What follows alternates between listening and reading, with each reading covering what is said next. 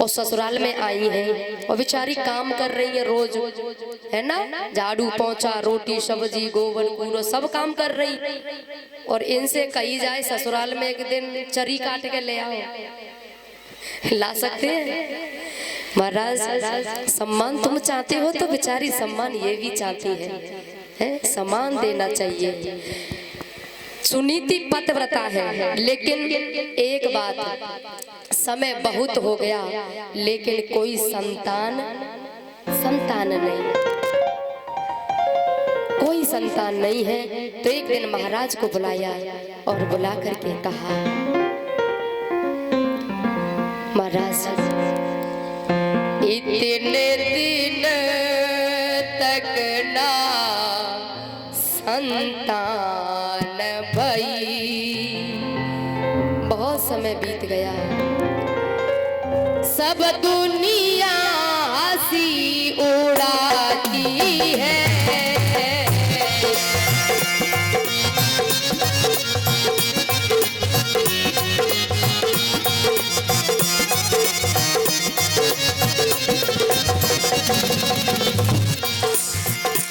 इतने दिन तक ना संतान भाई, सब दुनिया हंसी उड़ाती है। कोई तुमको निवल बताए रही है। मैं घर से बाहर जाती हूँ ना तो औरतें मुझे देख करके घर में छुप जाती है, बोले बांझ का मुंह नहीं देखना चाहिए। मैं कब तक सहन करूं? कोई तुमको निवल बताए रही है, कोई हमको बांझ बताए रही है।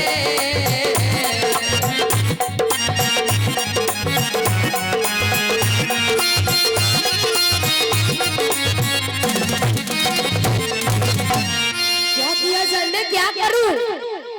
उत्तानपाद राजा ने कहा, देवी ये परमात्मा की देन है, इसमें मैं भी क्या कर सकता हूँ। सुनीति ने कहा, महाराज एक उपाय तो है मेरे पास, यदि आप कर लें तो आपके हाथ में है। क्या? बोले दूसरी शादी कर लो। दूसरी शादी? घर में सौत आ जाएगी, तेरे साथ कैसा व्यवहार करेगी तूने सोचा है? बोले हाँ मैं समझ रही हूँ, मुझे पता है तुम्हारे दिमाग में जो चल रहा है मैं जानती हूँ, लेकिन तुम चिंता मत करो, छोटी बहन समझकर मैं प्यार करूंगी और फिर भी वो नहीं मानेगी तो वो जो कहेगी मैं वो करूंगी। लेकिन राज सिंहासन पर बैठने वाला भी तो कोई वायरस होना चाहिए। स्वामी शादी कर लो। महाराज पूरी रात समझाया, नहीं समझ में आई। भैया वो तखत जो था उसे इधर लगा दो संतों के लिए, या फिर इधर लगा दो कूलर के पास।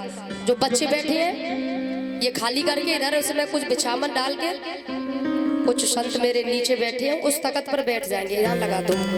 बोली वृंदावन बिहारी लाल की जय। श्री सुखदेव जी कहने लगे, राजन बहुत समझाया लेकिन समझ में नहीं आया, तो दूसरा विवाह सुरुचि के साथ हो गया। और सुरुचि कौन है? मैया। मैया से एक प्रार्थना करना चाहूंगी मैं, इस कथा से तुम्हें एक सीख मिलेगी। तुम सुनीति बनना चाहती हो कि सुरुचि बनना चाहती हो, ये फैसला तुम्हारे हाथ में है।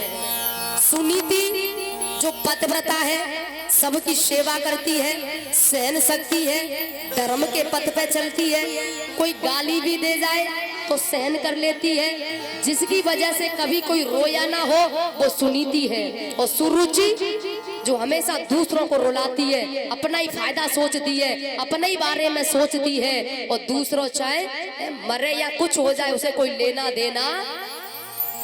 तो मेरी प्रार्थना है सुनीति बनना है, सुरुचि बनने में कोई फायदा। इतिहास उन्हीं का बनता है जिनके आचार विचार अच्छे हुआ करते हैं। महाराज सुरुचि घर में जब डोली में आई है ना, लेकर के जब आए तो पता है सुनीति को पता चला, सुनीति ने दासी को भेज दिया और कहा जल्दी लिवा कर लाना। मैं यहाँ व्यवस्था कर रही हूँ ना, तू जा। दासी आई और दासी ने आकर के कहा, रानी साहिबा आपकी बड़ी बहन बुला रही है, आप जल्दी चलो। मेरी बड़ी बहन? बड़ी बहन कौन है? अरे वो महाराज की पहली रानी है ना। अच्छा, मतलब सौत घर में पहले से ही है। मेरे पति को बुला कर लाओ। उत्तान बाद राजा आई और कहा कि घर में सौत पहले से ही है तो फिर मुझे लाने की क्या जरूरत थी? अंदर ले जाना चाहते हो तो एक काम करो। क्या? बोले उसको घर से बाहर कर दो, अगर मुझे अंदर ले जाना चाहते हो तो। इतनी बात कह दी। सुनीति को पता चला। महाराज सुनीति आई और आकर के सुरुचि के पैर पकड़ लिए और अपना सिर उसके चरणों में रख दिया। लेकिन उस पत्थर दिलवाली ने उसके सीने में लात मारी। कितनी कठोर है, कितनी कठोर हृदय की है। प्रेम नाम की कोई चीज ही नहीं है। तूने गंदे हाथ मेरे पैरों से लगा दिए। लेकिन वो रो कर कहती है, बहन ये लात तू अंदर कमरे में, अंदर घर में जाके मार लेती तो गांव वालों के सामने मेरा इतना अपमान नहीं होता। लेकिन कोई बात नहीं है।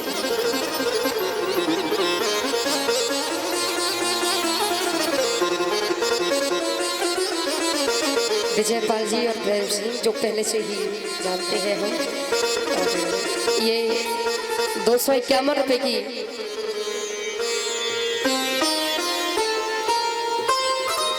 251 रुपए की माला से स्वागत करते हैं। तालियों के साथ स्वागत करें।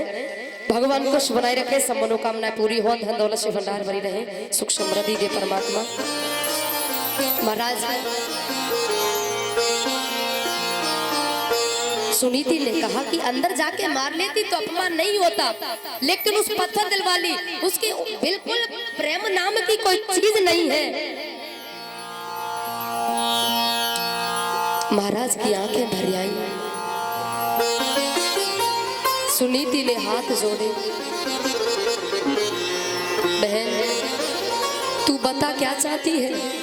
अगर तू कहे घर से बाहर निकल जा, मैं घर से बाहर निकल जाऊंगी। तू कहे दासी बन के काम कर घर में, मैं दासी बन के घर में काम करूंगी। तू जो कहेगी ना मैं वो करूंगी, लेकिन डोली वापस मत लौटाना, क्योंकि ये विवाह मेरी राजी से हुआ है। जो मैं कहूंगी वो तू कर सकती है? बोले जरूर, आज्ञा तो करो। तो सुन, नील का लहंगा, गजी की साड़ी पहनकर अटा पर काग उड़ाना तेरा ये काम है, ठीक है? ठीक है, मंजूर है मुझे। न कोई दुख, कुछ नहीं। वो वस्त्रों का त्यागन कर दिया जो राजसी पहने हुए थी, और महाराज नील का लहंगा, गजी की साड़ी पहनकर महाराज से कहा कि तुम अपने हाथों से मेरे हाथ में बांस दे दो, क्योंकि मैं काग उड़ाऊंगी ना उससे। और महाराज जब महाराज ने वो दिया है ना बांस, रानी तो रो रही थी, महाराज रोक नहीं पाई आंसुओं को और रो पड़े हैं। बार बार तुझे समझाया था, तेरी समझ में नहीं आया था। सुनीति रोकर कहती है, महाराज सेवा में कोई कमी रह गई हो तो इस दासी को क्षमा कर देना। महाराज मैं ज्यादा सेवा नहीं कर पाई, बहुत गलतियां की होंगी मैंने तुम्हारे साथ रहकर। गलतियों को पास मत रखना और इस दासी को क्षमा कर देना। और कभी कभी इस कभी जिंदगी में, जीवन में कभी मौका मिले तो इस दासी को दर्शन जरूर देना है। वो धन्य है पतिव्रता, इतना समर्पण कर दिया। और जैसे सुनीति चली है ना, उत्तान बाद राजा के मुंह से आवाज निकली है, तेरी सदा सदा की जय हो, हे मेरे घर की लक्ष्मी, तेरी सदा सदा जय।